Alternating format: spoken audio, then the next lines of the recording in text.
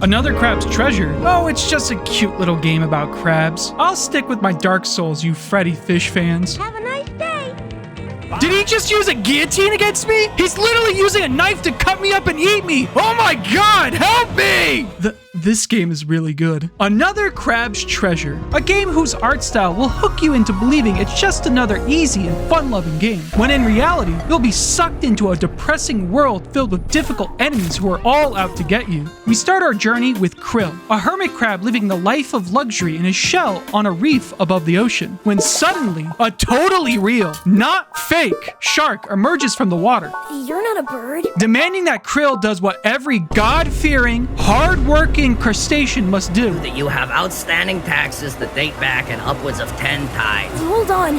I've got some questions. Pay his taxes. Naturally, Krill responds accordingly. Why in the world did you attack President Kimball? Understandable. We humans produce a lot of waste. So much so that the crustaceans of the ocean floor have now developed an entire economy based off our discarded waste. You can say one man's trash is another crab's treasure. The shark then takes Krill's shell as collateral while he waits for his full payment later. We chase him into the ocean, and this is where our fantastic adventure begins. Krill immediately meets some local crabs who are all out for blood. You see, the crabs in and around the area of the sands between, yes, it's called the sands between, have mysteriously become feral and are attacking other sea creatures. They'll stick together and attack anybody who doesn't see the world as worthless. Currently, we do not have anything to defend ourselves with, so we must channel our inner Joestar and run away for now. When we finally get away from the crabs, Krill finds something extremely special, a fork. The most deadly and trustworthy weapon of all time. For now, this is our only source of damage in the game. We have a basic light attack combo and a charged heavy attack. Don't worry, we will find other ways to dish damage to enemies later. We fight our way through an easy tutorial section, and then boom, the game sets us free to explore an open world. The level design for each area is great. They have a mixture between both regular ocean structures and structures made out of garbage, which really shows off how much ocean life has incorporated the human garbage into their way of life.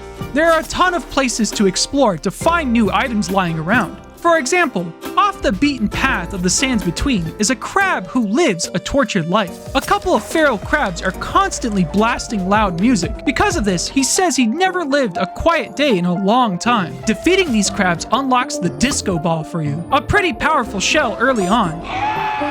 The crab then thanks you for your efforts, until he realizes he can now hear his own thoughts again, which is not a good thing. These levels range wildly from bright, colorful areas of New Carcinia to the kelp forest of Expired Grove, and even the poison swampy area of Flotsam Vale. Each of these levels provide new challenges to overcome with unique enemies. A funny thing the devs did at one point is literally put Anor Londo into the game. Obviously, it isn't actually in the game, but there is one level that very much reminds me of it. There are even some funny little Easter eggs hidden around.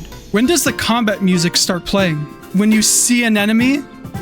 Like, look at this container of butter. I swear to God, if this is not butter, I'm seriously gonna lose it. The only, and I mean the only thing, maintaining my tenuous grasp on reality and preventing me from having a full-blown, irreversible nervous breakdown in the middle of the dairy aisle is the unshakable knowledge that within this package lies a genuine stick of butter and not margarine or any other similar substitute. I've been cheated so much. I've been lied to so many times. I seriously can't take it again. I almost don't even want to open the package. Whatever, here goes. Oh man, it's so funny. In New Carcinia, there's a QR code that you can scan on this box. All it leads to is You just got coconut mold. which I totally didn't expect while live streaming this game. I just got coconut mold. If we take an immediate right from the tutorial level, we have our first mini-boss. He's where a lot of people are humbled by the game's difficulty. A lobster holding onto a makeshift guillotine. He's got some heavy-hitting attacks. They aren't too difficult to dodge, but once you see this red icon appear above his head, make sure you dodge his next attack, or he'll quickly grab onto you and execute you. No, please, I have children!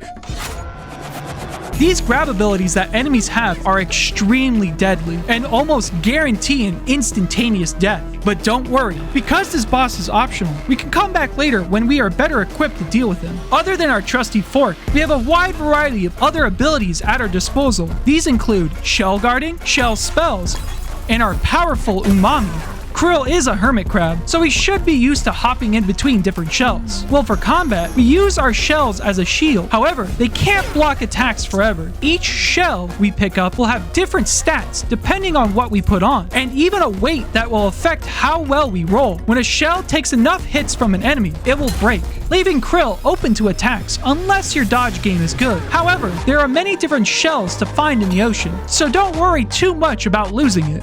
No, my shell! Eventually, you could pay for shell insurance if there's one shell in particular that you loved and you really want to keep. Whenever you rest with no shell on your back, the shell you currently have insured will reappear on your back. When using certain abilities, you can even commit insurance fraud, but of course, you didn't hear that from me. These aren't the only things that shells have to offer. Each shell has their own special ability. They range wildly from different physical attacks, spells, and even ones that can heal you mid-fight. Each shell has its own benefits and downsides, so make sure you experiment with each to find out which ones you like. For example, take the shot glass shell. It has no HP at all, so taking a single hit will cause it to shatter. But its ability allows you to negate incoming damage, and even deal some damage back at the attacker, making it an extremely powerful shell when used in the right hands. I love the fact that our shells are both a shield and a weapon. Each can turn the tide of battle with their abilities, especially the ones with the probiotic ability. This ability heals you over time after use. Normally, you have a limit on the amount of times you can heal yourself, so having a backup heal on hand can really help out on those difficult bosses. But if you're too careless, you can lose your shell in an instant. Enemy attacks usually do not do that much damage to the shells, unless you see this blue icon appear above their head. This warns you that the next attack will do an insane amount of damage to your shells specifically, or even instantly destroying them in some instances. So just make sure you're dodging both blue and red attacks, or you'll find yourself quickly in a watery grave.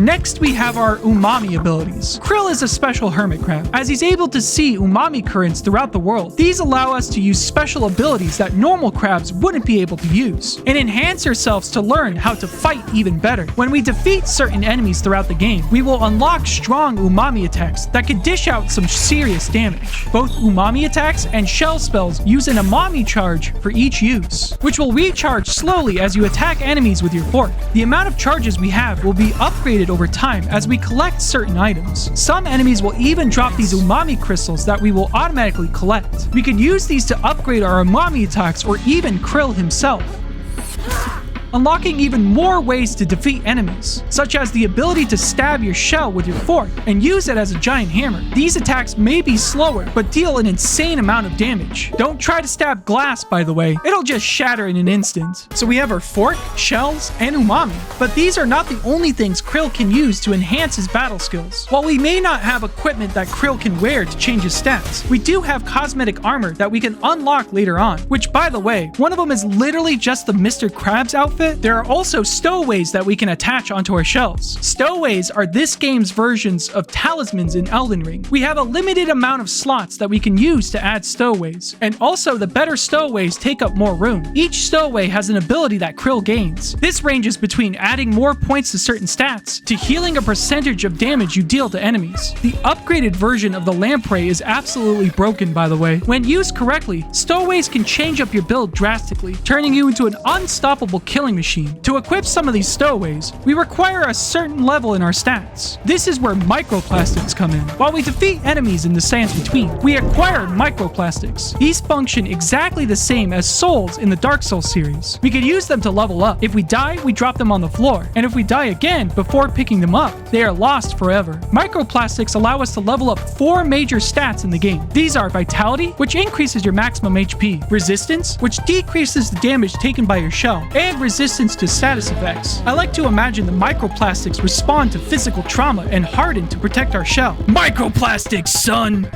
The attack stat just increases the amount of damage we do with physical attacks. And finally, the MSG stat increases the amount of damage we do with Umami attacks.